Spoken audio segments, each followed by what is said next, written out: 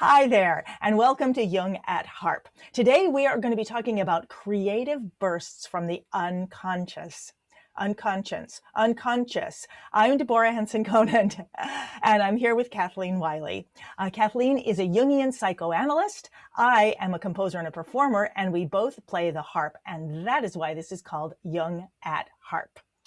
And we know that there are some people with us today from Facebook. I'm going to try to monitor if you have questions, but first we're just going to dive in and talk about this. So Kathleen, you came up with this subject today, and we haven't seen each other for a couple of weeks for the holidays.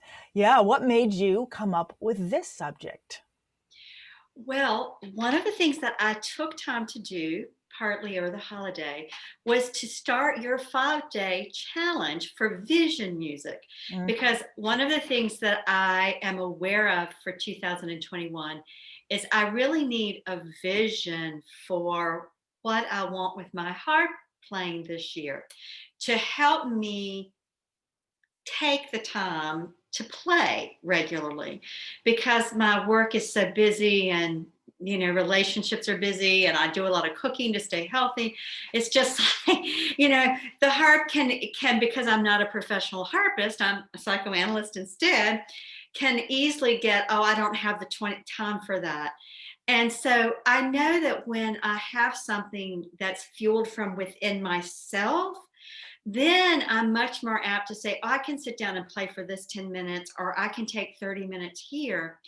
So I started doing your 5-day challenge for vision music. And part of what I found, and I've only gotten through the second day, which I've repeated, by the way, the second day so spoke to me, is that I found myself letting go of my head and intellect, trying to figure out what to do, trying to come up with the right practice plan or how I should be sitting down playing my harp, and just letting myself have the experience of working with the motif you gave. And what I found is that the motif was a container or a structure that I could follow to drop into the larger container of my own psyche, which includes the larger unconscious, all that's going on inside of us automatically. And I began to hear things differently, and I began to relax in my body, which changed what the notes I was plucking, how it sounded. And I was just aware of this energy coming up, not down from the head, not down from my already figured out vision, but up from the unconscious of my body mind that I was tuned into, listening, sensing, feeling into. And so then when I shared that with you, you said, well, I had something similar. And I thought, these are creative bursts from the unconscious. We can't make these things happen, but we can put ourselves in a state of consciousness to receive it, which is what was happening for me in following the motif you'd given and just playing with, for me, it was the white strings on the harp, and starting to noodle with them and finding something that just spoke to me in a resonance deep, deep in my body. This is really so fascinating to hear the other side of this, because you're talking about a 5-day challenge that I made for harpists, and I mean for anybody really, and I made it so that we can set goals. But I noticed in setting my own goal setting that unless my goals are connected to my vision and my creative values and my creative mission, they're kind of like out there nebulous. And I needed a way to connect to my creative values, my vision, and my mission, and anyway, all those things. And I also wanted a challenge in which people were playing as well as thinking. And so 14 days ago, this thing didn't exist. This thing that is now basically a motif-centered suite. And what was so powerful about finding it was that I was going for a strategic, meaning I needed to find something that anyone could learn quickly, like in 30 seconds, and be able to be creative with. And so, and people of varying levels of how they read music. And so I looked for really simple motifs, and the very first one, and that I felt would enhance my ability, for example, to look for my values. So when I looked for that value, when I wanted to be able to meditate, a playing meditation on my values, I kept looking and looking and looking, and found there was something about this to me that it's just 3 notes, F, C, B. But then when you start applying the principles of creativity and the principles of composition, you can double it, you can move the bass, you can do it and then play along. I mean, there's just principles that you can apply to it where you don't have to remember the notes that you're playing, but you can explore it as far as you want to explore it. So just to give people the context, the one that you're talking about was the second day, which was the day of vision. And again, I explored around the instrument until I found something that for me felt like it was going to bring my vision forth or let me engage with my vision. And again, it was just it was an idea. It was low note is A, all the white strings. Don't need to know how to use music or how to read music. But then you can play around with all the other aspects of music, character, character mostly, and structure and shapes. And then it had 3 parts to it. This, and then a shifting bass line, which is just a principle. And then I noticed when I shifted the bass line once again, suddenly it opened up all this emotional space to me. And that's just something that I discovered as I was playing with it. And I was also speaking a meditation. There's a meditation that goes along with it. So what's interesting to me is that this whole thing, this suite, this vision music suite, was a creative burst from the unconscious for me, because I was looking for something that could help others connect to this, helping others connect to music the way that I can connect to music. Because the pieces that I play are so familiar to me. I know the structures, I know the shapes, I know the forms, they dance to me, but I realize that they don't to other people. And that I would need to create something very simple but beautiful and evocative and emotional in order for other people to have that experience, which is what I wanted them to have. So I think what I'm experiencing and what you're saying is this worked. I found it. Yeah. I put it, I gave it to you, and then you started using it, and you started using it in the spirit it needs to be used. In other words, I know that there are some people who are like, well, I had to think too much about it. And I was like, if you're thinking too much about it, then you're trying to get creative. These things are for the way that, Kathleen, you were describing playing it without any expectation. It's a thing that you're doing. And I don't know if this is making me think about this thing. You know how you sometimes have creative bursts when you're doing something that you're not really thinking about, like you're doing the dishes, or I get it when I'm running, some kind of repetitious thing. I think I was looking for that, but with music, so that people are connecting to music and that they're connecting to this experience as well. You play, you listen to the instrument, and you sing back to it. That experience also is something that I want all people to be able to develop. Yeah, I mean, I'm having lots of thoughts as you're talking, because, so much we talk about relationship. I'm always coming back on the how to. It's about being in relationship.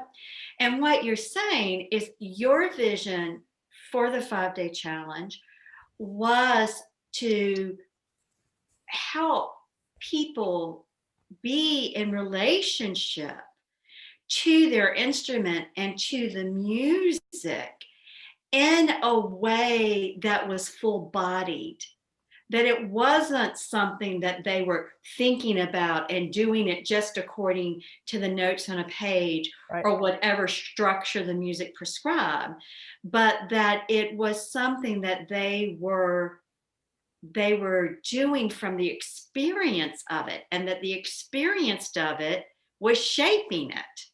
Yes. So Yes. That's yeah, right. That it was shaping it. yeah. And that experiencing comes through the body, which is first and foremost unconscious, meaning it's automatic. We're not in charge of it. It operates without our ego control or awareness. You know, it taps us into the larger life force that flows through us. So the motif you gave, in my case, all the white strings, that motif allowed me not to think, or to think minimally, Right.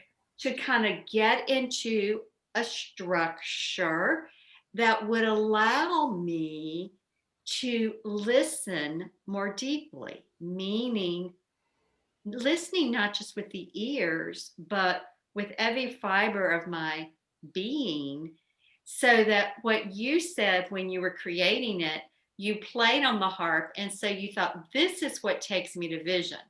I suppose the F one took you to values, you know. Yes. Although And I want to say that for some people that F1, it really didn't work for them. But the ones who had been working with me for a while said, well, I'm going to move that. mm-hmm. And they moved it. And I can't remember exactly. I think they moved it to, so I had given them, they took it. And so one of my principles is keep everything the same, change one thing. They changed it to that. The shape was exactly the same, except it was just one different, one string different. Yeah. And so you can still use it. Yeah. So that's really beautiful. Yeah. So I found different things. And by the way, I ended up finding 5 different themes as I was going along. And what happened on the 4th day, and I was creating this as I went. So I really wasn't sleeping much. I was pulling all-nighters and because there's all these logistics that go along with making a 5-day challenge. When I got to day 4, I was like, oh my God, this is a suite. This is a suite that anyone can sit down and play. And by the way, people who are here, they're like, where can I get it? Right now, if you just go to hipharp.com, hip as in cool, harp as in the instrument.com, it's right on my homepage. So you can link to it right there. But I ended up having these 5 themes that all fit together. So it ended up with values and how you play with that. And just turn this up just a tiny bit. Then vision, that has this.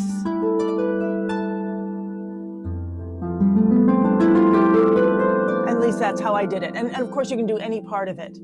The next was mission. And for me, mission was, almost like a blues. Which you can do as a blues if you want, but you don't have to do as a blues. You can just do it very simply. Just this ended up being, it had the feeling of mission for me, so that I know that if I'm having trouble connecting what is my mission, my creative mission, and I don't have the words, I can play this for a long time until I start to feel what is it that's moving me forward, kind of deeply. So that was the 3rd movement. The 4th movement it was about actions, because this was all about like setting your actions for the year. And so I wanted something that felt active. And so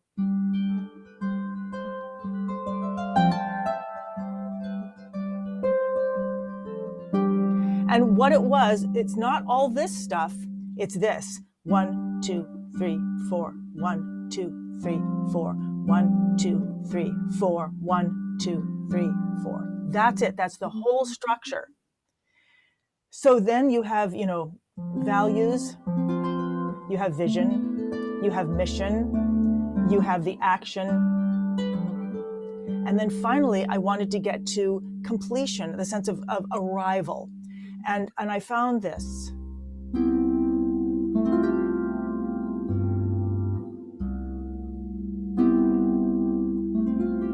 And it's just these two chords, but so emotional to me, and such a feeling like I've got it. Like I've come, like I could play that. So on the fourth day, when I realized, whoa, these all fit together, and I can go on a journey with these, and the journey can be 2 minutes long, or the journey can be 20 minutes long, and anyone can go on a journey with these. Because it's just a game. It's its own game, but it's the game of connecting, like you said, to you through all the things that you said. Yeah. It's not about making an impressive thing. Right. It's about using music. And as you were talking, I remembered this book that I read a long time ago by H.G. Wells called The Wonderful Visit. And it was about this angel who fell to ground. It's one of his least known books. And the angel falls to ground, and he is a musician. And the guy who finds him, the vicar or whatever, finds him, takes him to a music party, and everybody's like playing, and the angel gets up and improvises. And the vicar is just completely entranced. He's never heard anything like this. But all the other people are like, this is kind of boring, like, what's going on? And as you were talking, I was thinking, why did H.G. Wells write this story? What was he trying to get to? And I think that, I don't know what he was trying to get to. I mean, well, I think maybe he was trying to get to that there is a unique music that each of us can play that is entrancing or healing for ourselves and someone else, and that may never appeal to collective norms. And I think this is one of the things about living a creative life, whether the creative life is in our music or it's in the kitchen with how we cook and our choice of foods. Living creatively in sync with the unconscious that is our own nature is never ever going to be common. I mean, it's going to be unique to us. And that there may be commonalities that we share with other people, but that it is something that arises from deep within the well of one's own nature. And that you, with the music and with the structures you were giving, gave, I use the word container a lot, but it is a container. It's like, I'm thinking about how our skin is a container. If we didn't have our skin, everything would be hanging out, and we wouldn't be able to move in the world. I mean, think about it. You have a heart and a liver and a stomach and intestines and everything that goes on. We need a container. And so in a way, what you found in your own experience, it sounds like, is that each of the movements was a container for a specific feeling state that then could come together in the larger container of this musical suite, this movement from value to vision, mission, action, and completion. And I would just like to say, we're talking about this in the context of music and our harp and the 5-day challenge, but this is true for any area of our life. That if you want to make a change in a habit at the start of the new year, maybe you've got some bad habits related to eating, or maybe you want to set in motion some healthier habits about movement. Maybe you want to deal with some relational patterns that are problematic. That if we can really look at and feel into what are our deeper values, what is the vision we have somewhere for what we want that's different, what is our mission for ourselves in moving forward. The mission may be something as simple as wholeness or greater health.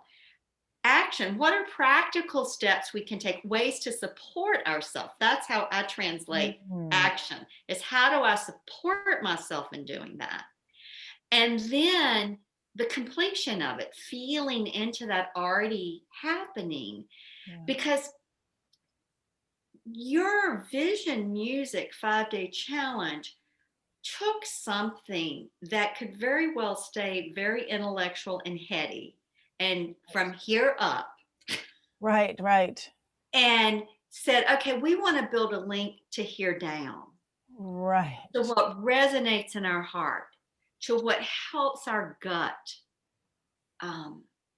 express itself and flow. And so I mean, that's really the key for transformation in any area of our life.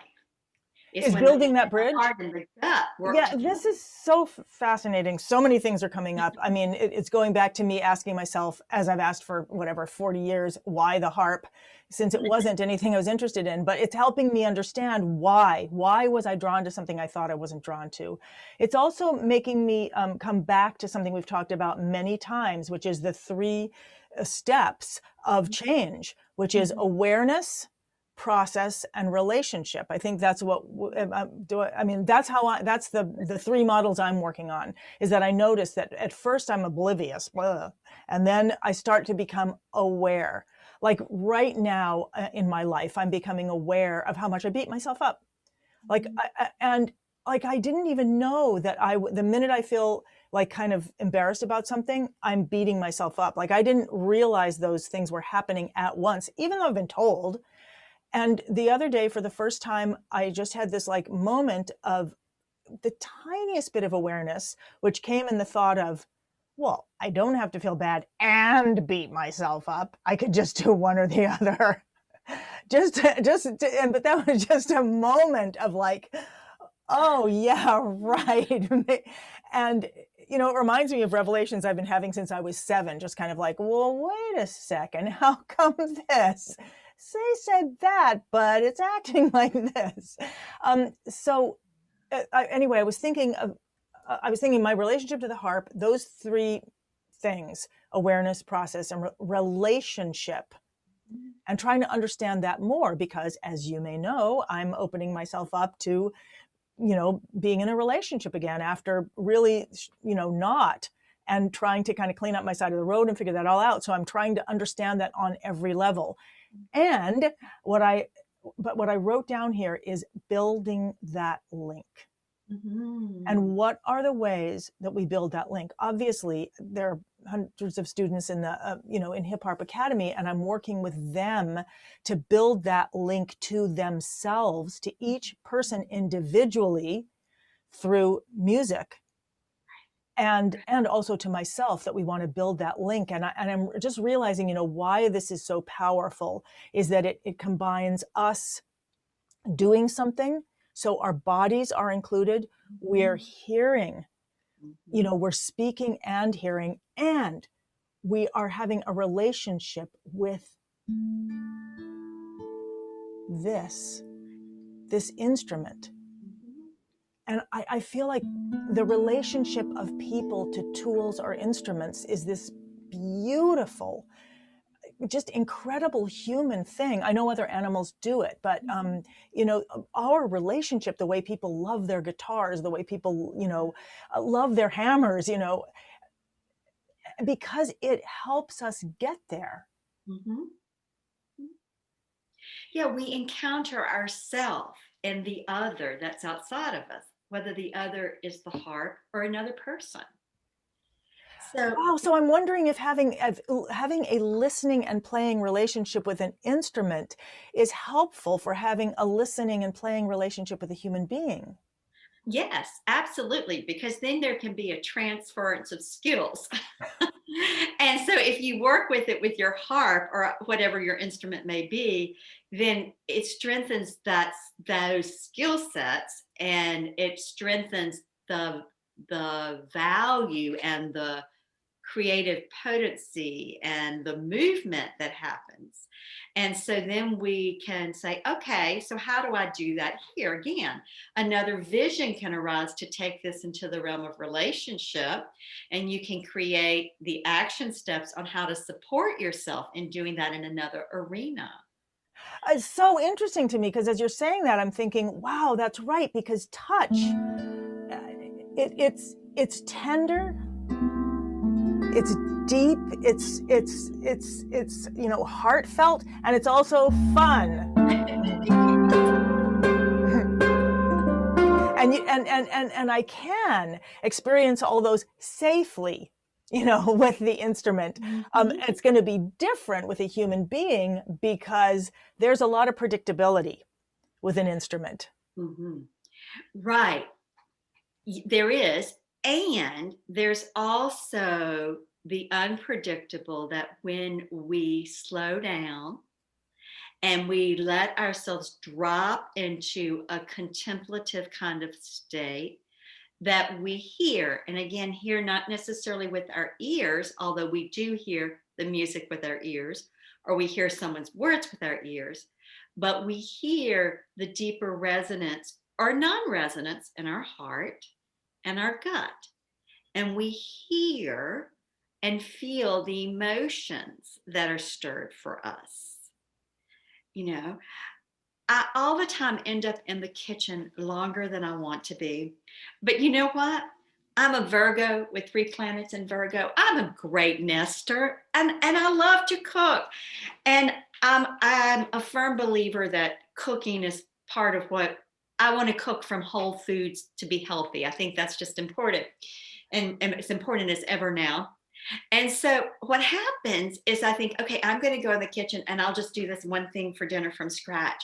Well, then I get into it and it's so satisfying. It so resonates with something deep in me that I think, oh yeah, and this would be good with it. So the next thing I know, I'm making a second dish to go with it.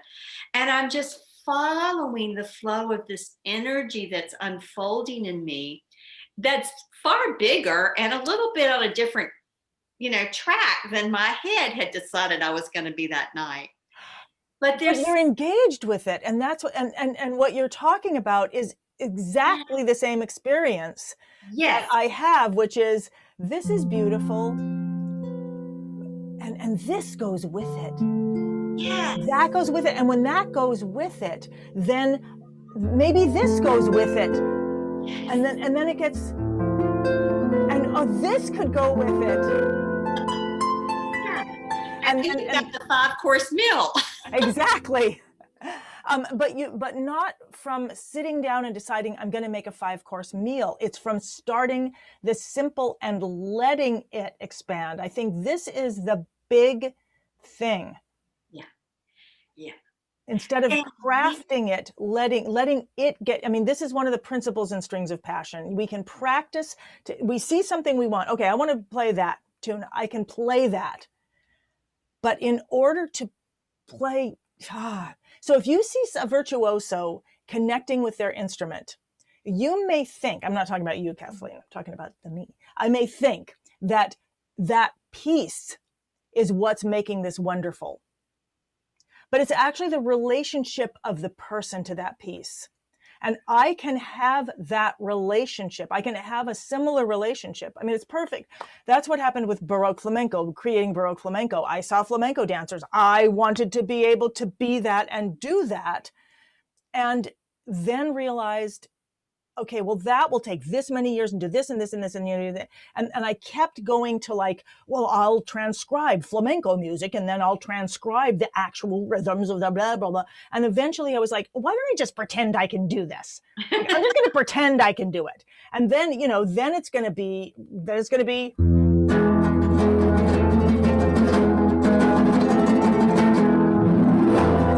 I can just have fun with it.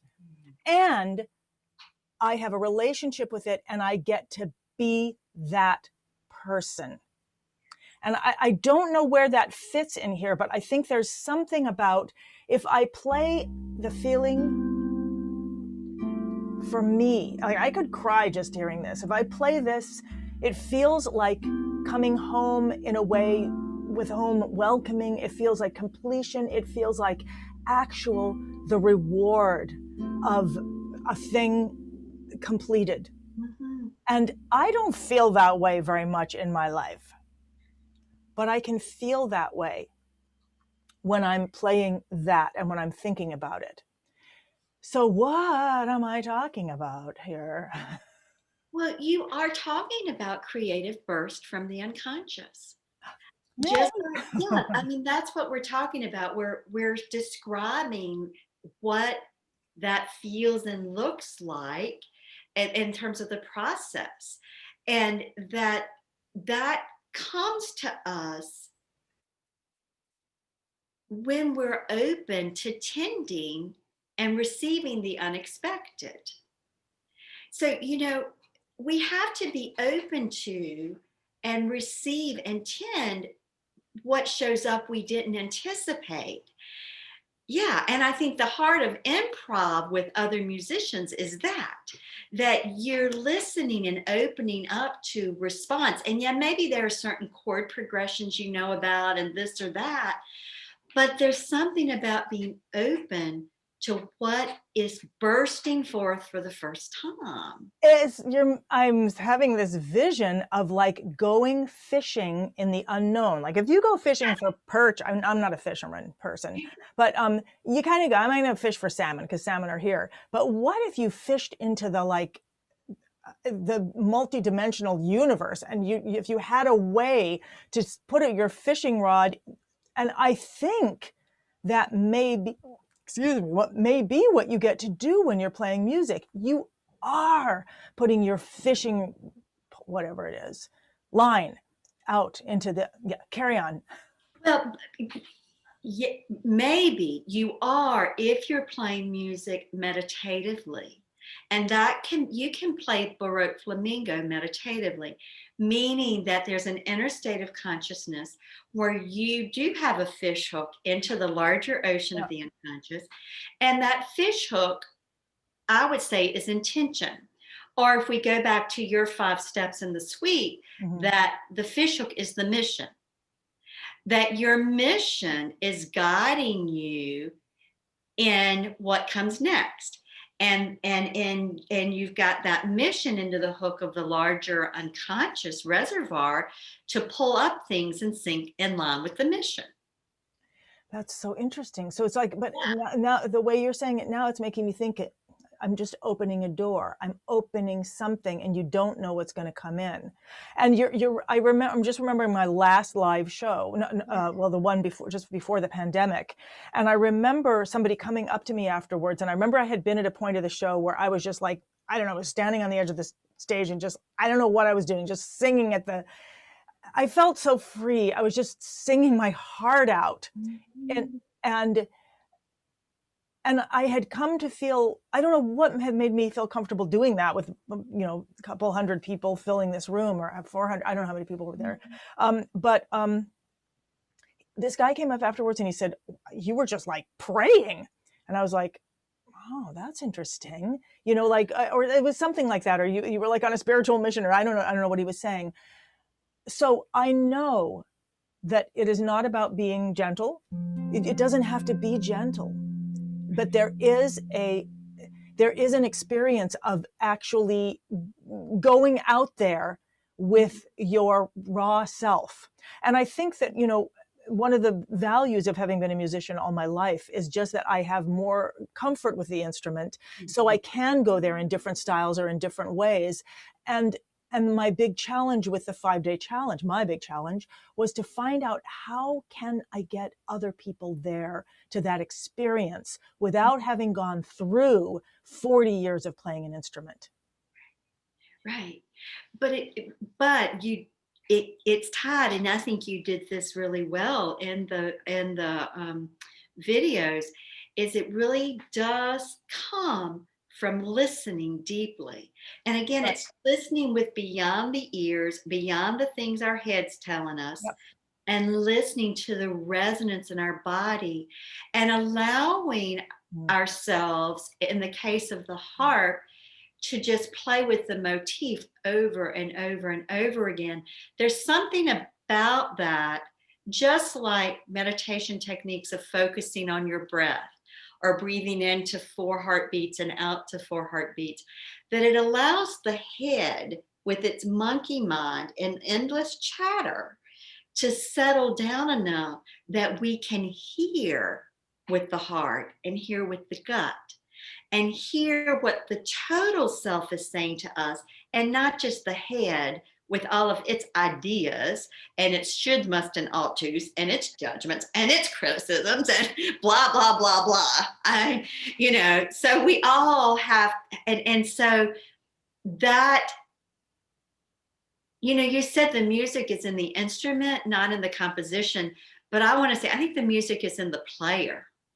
Well, you just made me, when you said you can hear yourself, one of the concepts in Strings of Passion, so I'm just about to teach this class called Strings of Passion, which is these 7, it's different from the 5, concepts in the 5-day challenge. It's 7 different concepts. But the ultimate purpose of the Strings of Passion is to experience creative resonance. Mm-hmm.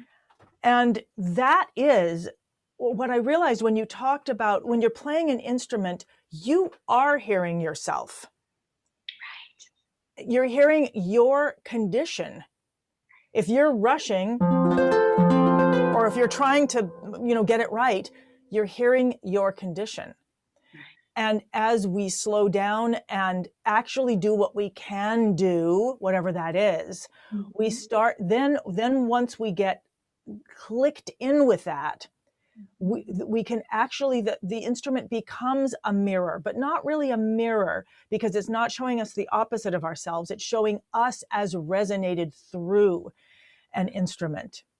And I was going to ask something else about that, but anyway, so that's what I heard you saying, that it what does it take for us to actually slow down enough, which doesn't mean you always have to play slow, because it may speed up again, but it will then, you will be at the same speed as yourself instead of always being disconnected, which is what the whole Strings of Passion is about, is finding all those, how to take impulse, creative impulse, a creative burst from the unconscious, and give it legs, give it a body, give it so it can become something on its own. That can then become, I keep having all these images well, that's why they come up with that idea in the Bible that the people were built out of each other, because that's there's something about that. There's something about the beauty of otherness, that humans we are not meant to be alone. Yeah, I just, before we started today, I was presenting, and part of what I was saying to this other group that I was presenting to is I was quoting Jung saying that the unrelated human being lacks wholeness, and that wholeness is a combination of I and you, and that it doesn't mean a synthesis of 2 individuals, but it means a synthesis of everything within oneself that I encounter vis-a-vis you. And so the process of wholeness requires relationship with others. And we could say that our instrument is an other. My ingredients in the kitchen when I cook are an other. You and I are other.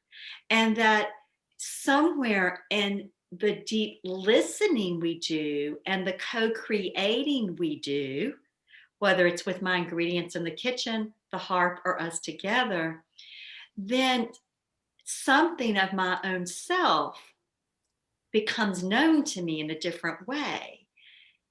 And sometimes I'm not always consciously aware, but my cellular consciousness, my gut and my heart know it, even if my head can't put it in words or doesn't yet have the composition formulated with musical notes or whatever it is. Mm-hmm. So I want to ask you something. Two words are coming up to me. One is biofeedback, but we'll come back to that in a second. And the second is self-actualization. So I don't really know what either of these things mean. And so, but when you were talking about what we experience of ourselves with another, that sounded like self-actualization, just in the sense that we're not aware of us until we start engaging with somebody else, or we're not even activated. Some parts of us aren't even activated.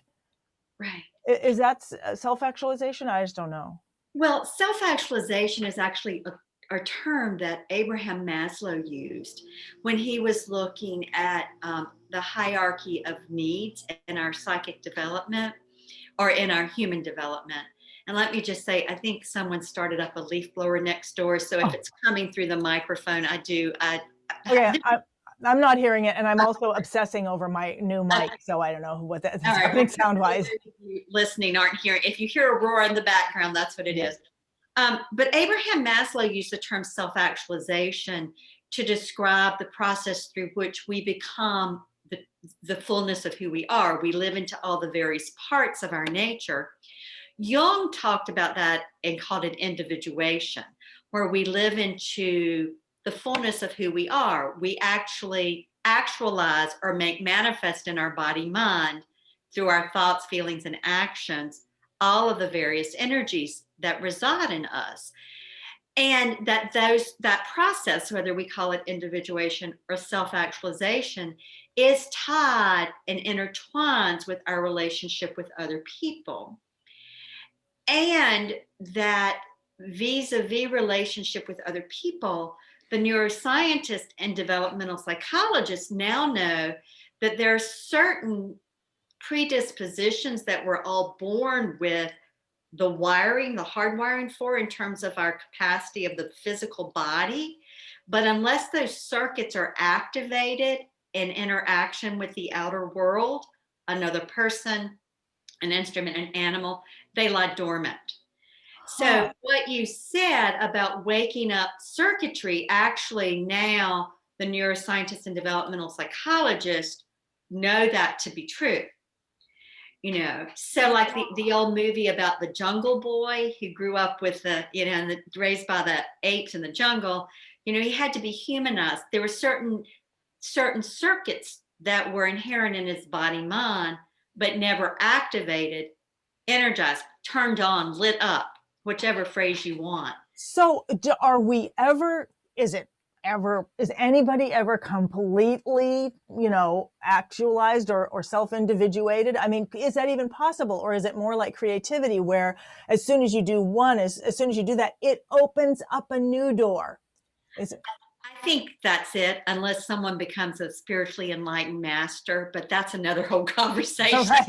And it's not actually on my goals list to do that. So I think, DHC, you're making a really important point for us all to remember. It's a process. And I hope that till the day I die, that the creative energies in me and my psyche are helping me expand into new ways of being and helping me embody things I hadn't previously gotten to. I mean, I think that the difference between the 95-year-old who's very alive that you never know was 95 and the one who isn't is very often this, that you can be 95 and like you're 35 at heart because you're so open to new experiences and creating for what you need and where you are now, or you can just stagnate and close off to any new energies, and then you can be dead at 35 even though you're still in a body with your breath.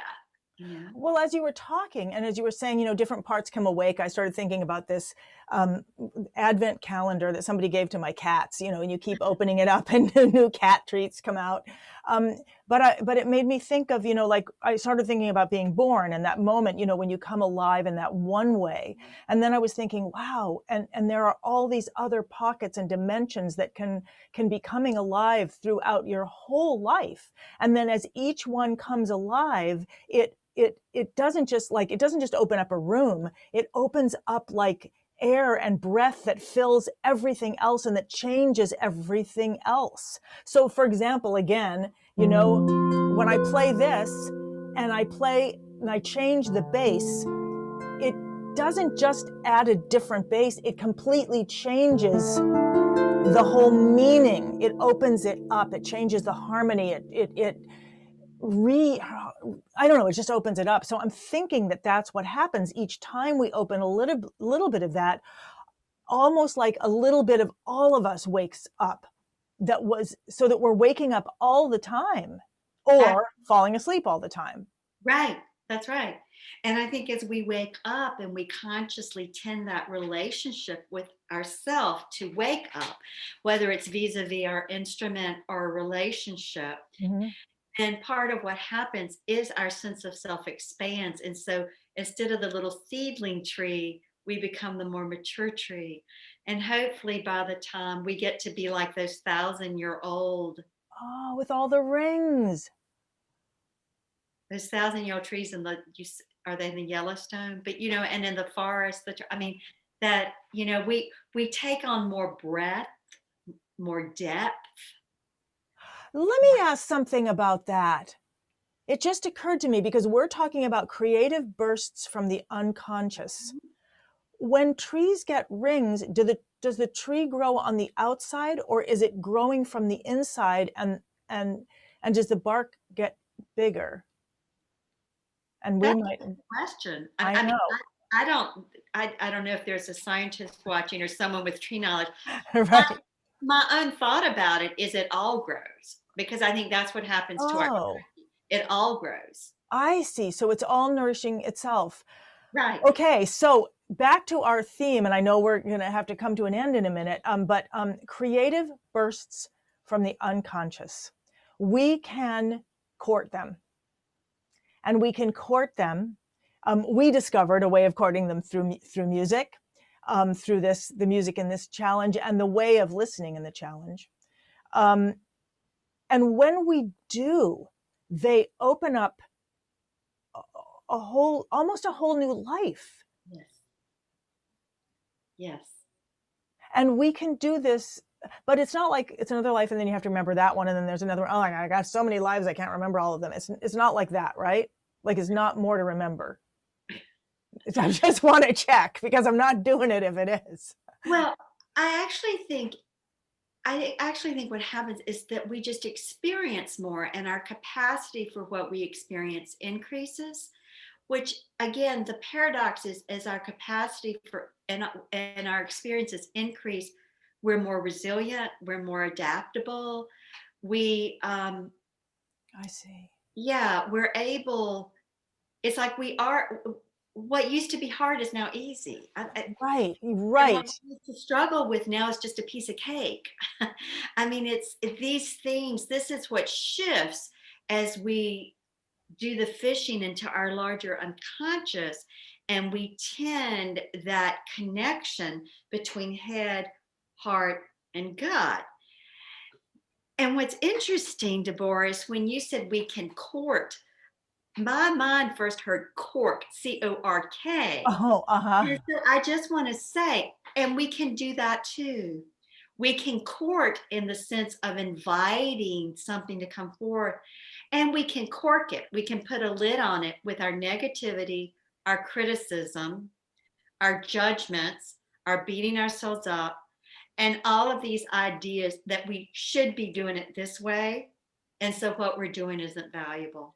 That's so interesting, Kathleen, because I don't know if you've downloaded the handouts for the 5-day challenge, but every handout had 2 parts, well, 3 parts actually. One was, what are the logistics that you need to remember this, one idea? The other was, what are all the things that come up, what's the vision ideas, or what's the values ideas, or what comes up to you? And then at the bottom, there was this thing called the demon pot. And it's for all the stuff that comes up, because you're also, the minute we start opening up in this way, and the minute we start listening, all those voices come up too. So it's actually a great time. It's a great opportunity to capture them. And I was just going to say, this was a warm up for Strings of Passion and the Academy. And the whole point, it's a warm up for all the students, is because we're going to be now working, putting these into play. We're going to be creating the structures and the systems that actually give those creative bursts a part in your life. And at the same time, looking at all that other stuff that bursts up from the unconscious or conscious as well, because it's all part of us. And it seems like we're when we become aware of it, we can make choices about it. Kind of like what happened to me when I heard, both of those things happening. And I was like, well, wait a minute, I don't really have to beat myself up right now. Let's do that later. Right. Yeah. Yeah. And I want to put a plug in for a book by Theodore Rubin called Compassion and Self-Hate. I'm reading that book because you told me to. Good. And, I'm in the middle of it and I read it, and it is really powerful. And Yeah. I look forward to talking about it sometime too. That would be really fun.